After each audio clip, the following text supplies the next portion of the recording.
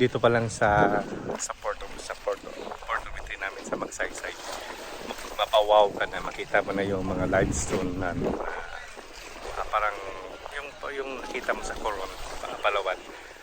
Nandito siya, mapawaw ka na pala. Dito ka pa lang sa Porto Vitry nila. So how much more kung nandun ka na sa Bontag Island natin.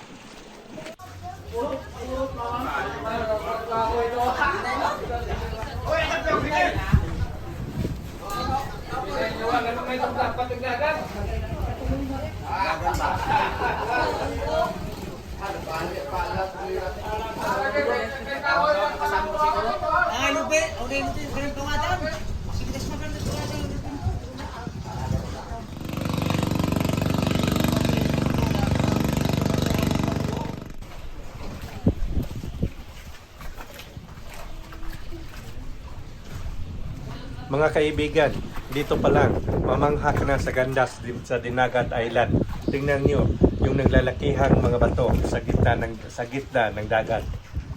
At nasa Port of Entry pa lang tayo, wala pa tayo doon sa ating featuring destination.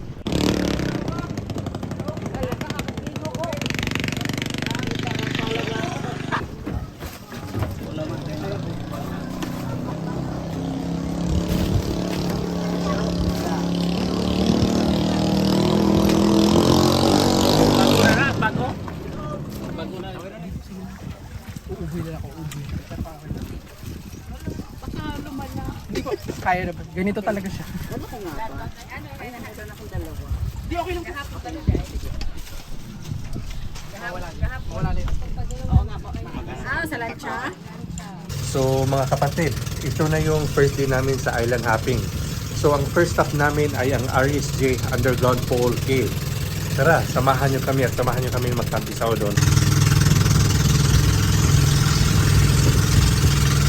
Habang binabaybay namin ang karagatang ito, ganito kaganda ang tanawin, ang naglalakihang bato sa gitna ng dagat.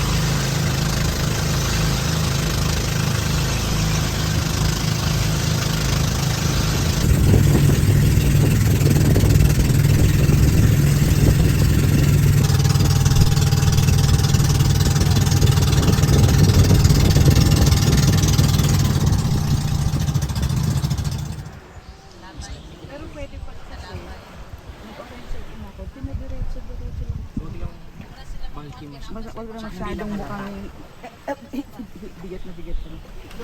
Ano na tayo, ma'am? Last na tayo.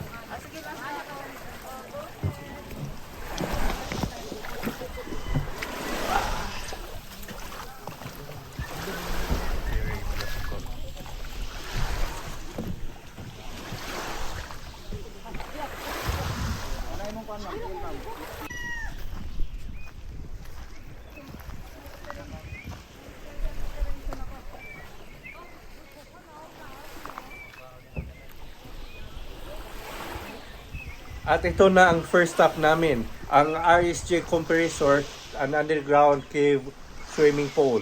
We're going to this cave, RSJ.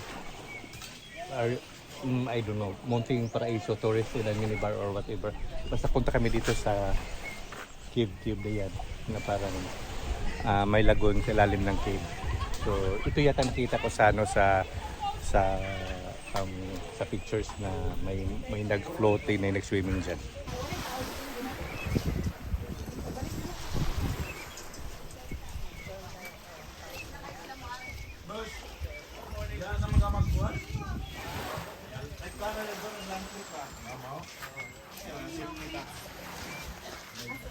Doon lang daw ang cave, so lakarin lang natin.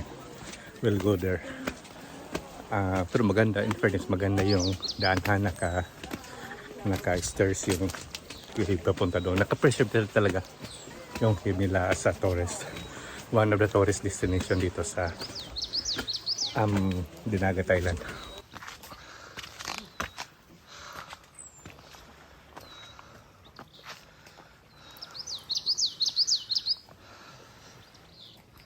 So mga buddy, mayroon tayong rules dito ha. Bawal magkalat sa loob ng cave. Bawal ang vandalism. At higit sa lahat, mag-ingat sa disgrasya. Tapos papalit kayo dyan. Kami na kasama. Pasok kami sa cave na yan. Mag-swimming. Sila mag-swimming ako hindi. Kasi hindi kasi ko marunong, hindi ko marunong lumangoy. So makitingin lang sa kanila. Liligo tayo lahat. Sila, hindi ako. Alright. See you sa baba, sa ilalim.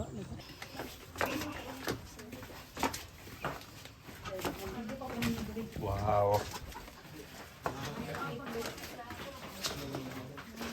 Iba din tong iba din tong view.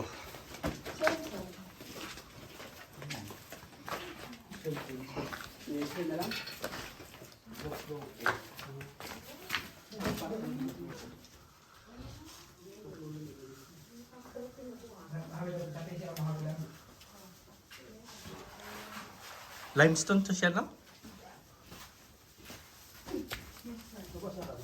So it's very clear water. Look at that.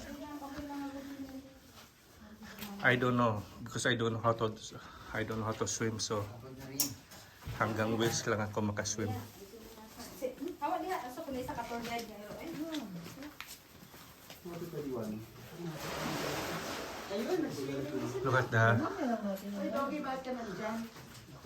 Look at the stone.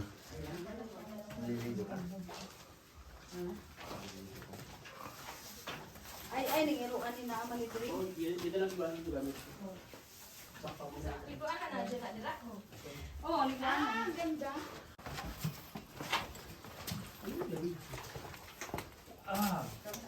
Wala naman yung bulsa magapit, mabasa. Ano na doy, uli na gumay doy. Diri na ko agi, miglas sa tinta, gumay na. Parang ako na lang natira dito sa dry. Lahat nag-swimming. So wala kasi akong, hindi ko dito mag-swimming, doon ako mag-swimming sa ano tawag yan, sa Blue Lagoon. Kasi doon ang ultimate dream ko doon sa Blue Lagoon. Dito hindi naman ako dito kasi mukhang malalim siya. So parang hindi kaya sa power ang lalim dito. Mayroon namang life jacket pero hindi talaga ako. Ayan. Hindi takot. In short, takot.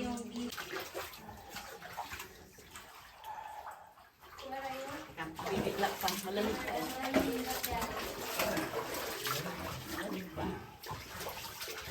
Nagugulat ka ng mga cells ko.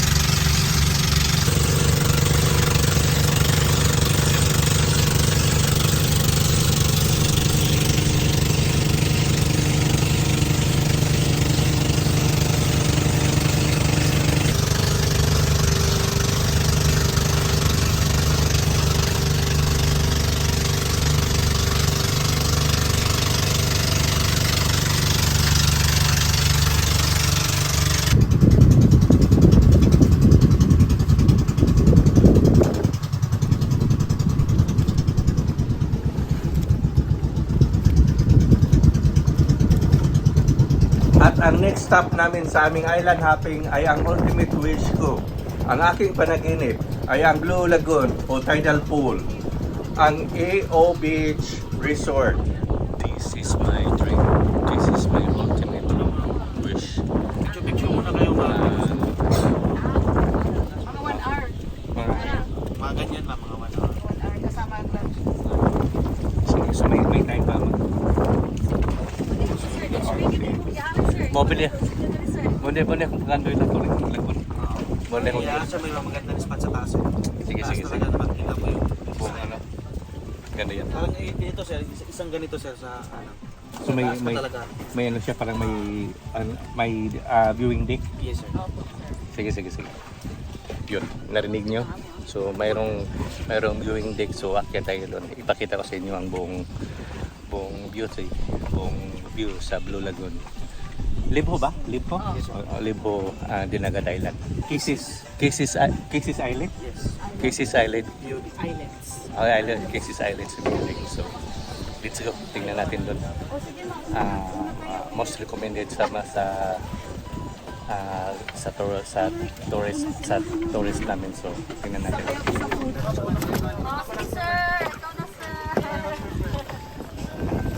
Sige, bro. Excited ako sa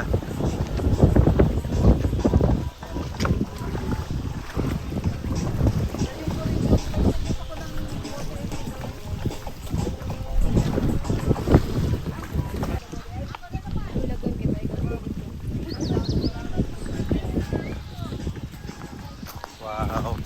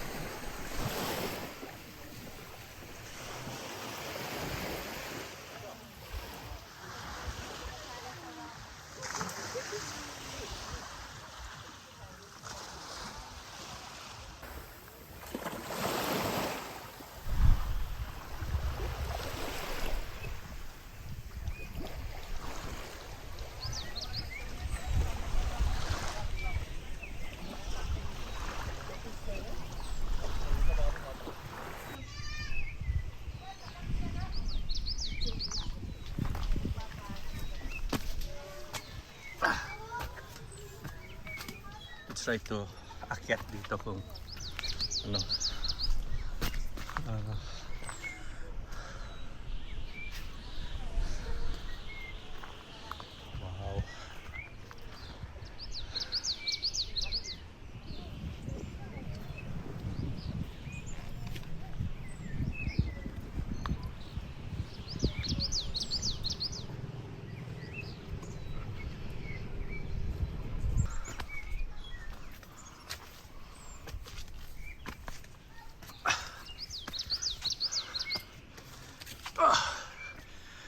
Paghinay in town.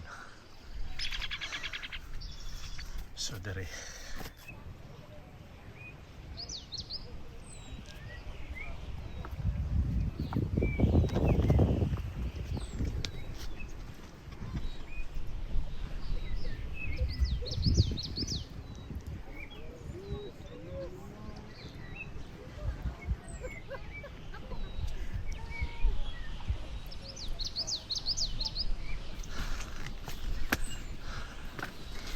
Can I share?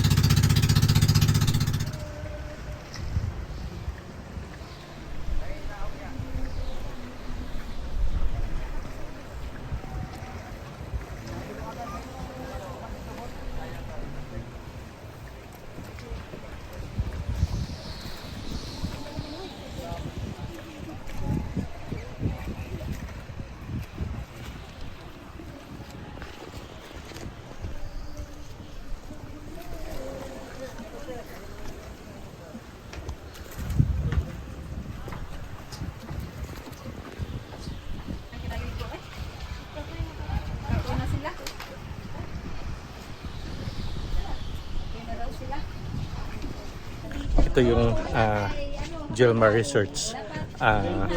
Maganda yung ano nila sa overlooking sa limestone, sa stones. Pero ito lang yata na beach resort na pwede kang matulog, pwede kang mag-check-in dito. Medyo siguro medyo mamahalin siguro kasi exclusive sila lang dito sa Libho, sa Blue Lagoon, sa ganito na scenery na pwedeng matulog. Pero meron naman pero malayo nandun, merong iba pero malayo dito, so kailangan pa talaga ng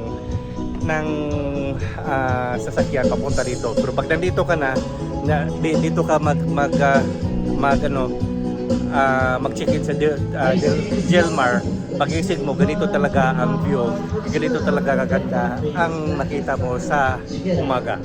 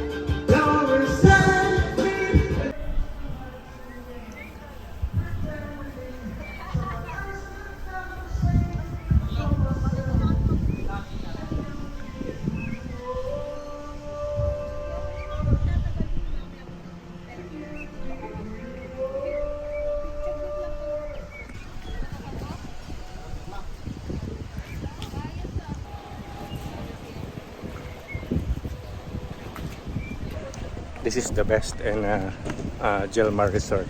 Maganda siya. Maganda yung lake nila o overlooking sa buong stone. So maganda yung scenery. Puntahan nyo dito. Maganda dito. Highly recommended yung area na to.